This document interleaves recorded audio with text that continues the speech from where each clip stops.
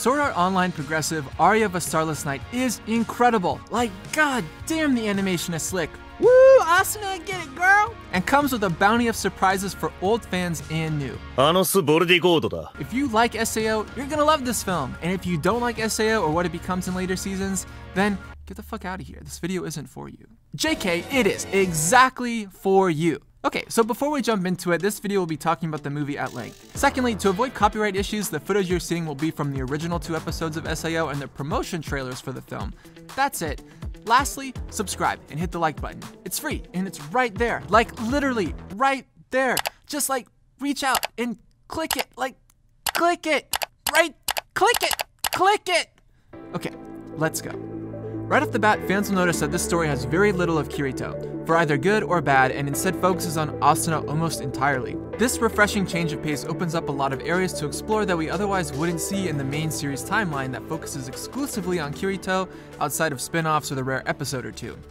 SAO Progressive's goal is to retell Aincrad, the original 14 episodes of the anime, in a way that fills the gaps between the events of the original series. For those who forgot, they were trapped in Aincrad for like 2 years. That's like 600 days. And we only got a measly 14 episodes. The math doesn't add up. But that's Progressive as a whole. This film, Aria of the Starless Night, covers what would be the original 2 episodes of the anime, with the goal of introducing more films down the line. By leaving Kirito out of the majority of the film, we're given time to learn more about Asuna and her home life, and in particular, how she was introduced to SAO, and inevitably how she got trapped in the game in the first place. Which brings us to Misumi, aka Mito, aka a gamer girl. It's easy for you to say, I'm not a gamer like you! Mito's introduction is wildly important to the setup of this film, and lays a lot of the groundwork for Asuna's development later on. Asuna and Mito bond over playing games in the hours before heading home from school, and it's Mito that invites Asuna to try SAO on launch day with her.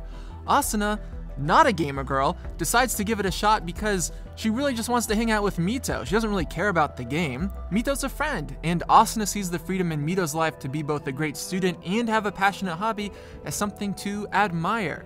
Cut to Aincrad, Asuna's inside, Mito's giving her a tour, and it's clear that Asuna is certified noob. She doesn't know the first thing about MMOs, and Mito takes her under her wing. There's some good humor here that plays with the tropes of MMOs and the language of video games in general. Razbuten has a good series on YouTube about this, but essentially anyone who's introduced a non-gamer to games quickly realizes that there's an inherent language to games where you learn over time that isn't necessarily obvious to people with little to no gaming experience. When it's revealed by the game's creator that SAO is a survival death game where the stakes are real, Asuna is completely overwhelmed and Mito charges ahead to teach her everything she knows. This is great. In the original series, by the time we meet Asuna, she's already certified badass, second only to Kirito, but we don't know why. We just assume she's good at games, whereas we know from the story that Kirito is already massively into MMOs. It's how he spends virtually all his time. Get it? Get it? He was a beta tester in SAO before it went live. He has experience, and we think the same of Asuna in the original series. Maybe not that she was a beta tester, but certainly that she played games before. But here we learn that's not true. If anything, Asuna is exactly the opposite to Kirito in this regard. She builds her skills in the death game with Mito. She figured it out on the fly. This was never a hobby to her. Her skills were built out of necessity, not out of previous interest. While Mito is later revealed to have been a beta tester like Kirito and could help Asuna level up faster and more efficiently, the truth of the matter is that Asuna having zero familiarity with MMOs puts her at a distinct disadvantage. She's an underdog here, and everybody loves a good underdog story. Cut to the future, some weeks have passed, and Mito and Asuna have formed an even tighter friendship, promising to never leave one another behind. However, due to extraordinary circumstances, Mito breaks this promise to Asuna, leaving her to die in what should have been a hopeless situation. Mito is filled with regret at leaving her friend behind and cuts ties with Asuna in the moments before her end. This breaks Asuna, the inevitability of death, the betrayal of her best friend. She's given up all hope. There's a scene in the film where Asuna is moments from death and the facial expression is incredibly well animated. The artists really captured a look of horror and fear and helplessness that carried this feeling so powerfully that it was almost sickening. Then, Kirito. We're roughly 40 minutes into this film, and this is the first real showing of Kirito. He saves the day, sure, but far from being the cool, brooding type, he actually comes across as a bit awkward and unsure, which is a nice departure from his character arc in the original series. It wasn't until he really started spending time with Asuna near episode 5 that we really see his edgelord powers diminish. This pattern continues in the film. When the two are alone, Kirito shows moments of vulnerability that aren't clearly communicated in the series until much later. This, I think, goes a long way in humanizing his struggle and is a more natural way for these two to bond. He still suffers a bit from being overly confident, too pro-gamer in some moments, which I think actually helps highlight Mito's writing, as she never really felt preachy when teaching anything to Asuna. Also, this scene is like 100 times better in the movie. Cream. What the film does next is really good. We see Asuna grieve for herself and grieve for the loss of her friend. The reality that she will likely die in this game hits her hard, and that she's all alone just adds to this. It's not too often that action series take the time to have a character live out their feelings, so when they do, it just hits different.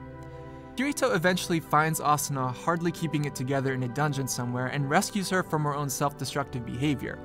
While initially they're at odds with what to do next about the game, Asuna comes around to Kirito's idea that clearing the boss and attempting to beat the game is the only alternative worth working towards. They go to this little powwow meeting like Kirito suggests, this fucking guy makes a speech, and then this fucking guy makes a speech, and then this super Chad makes a speech.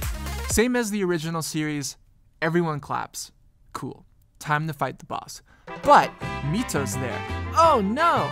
I'm sure this is a plot point that will come up later. Asuna and Kirito have a long chat the night before they go off to the boss fight, and Kirito actually has a pretty good take on this whole Asuna-Mito debacle.